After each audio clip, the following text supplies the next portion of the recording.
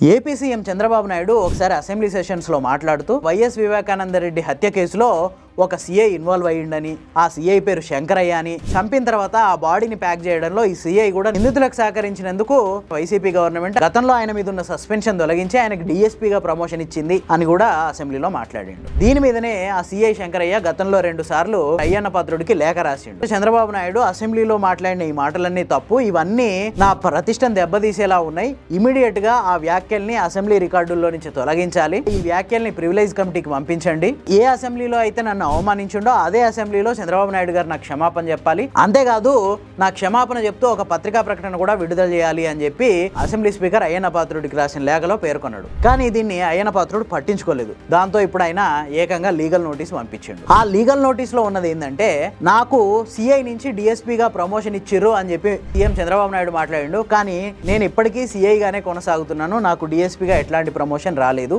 ఇదొక తప్పు. రెండోది ఏంటంటే, సిబిఐ వాళ్ళు కూడా నా మీద ఎట్లాంటి ఆరోపణలు చేయలేదు, కేవలం ఒక సాక్షిగా నన్ను ఈ కేసులో ఇన్వాల్వ్ చేసిర్రు, దీనివల్ల నేను తీవ్రమైన మానసిక క్షోభకు గురైనా, నాకు ఇమ్మీడియట్ గా బహిరంగంగా క్షమాపణ చెప్పి 1,40,00,000 రూపాయలు పరువు నష్టం కింద కట్టించండి అని చెప్పి ఆ లీగల్ నోటీసులో పేర్కొన్నాడు. మరి ఈ లీగల్ నోటీసుల మీద చంద్రబాబు నాయుడు గారు లేదంటే అతని లాయర్లు స్పందిస్తారా? మీకేమనిపిస్తుంది? కింద కామెంట్ చేయండి.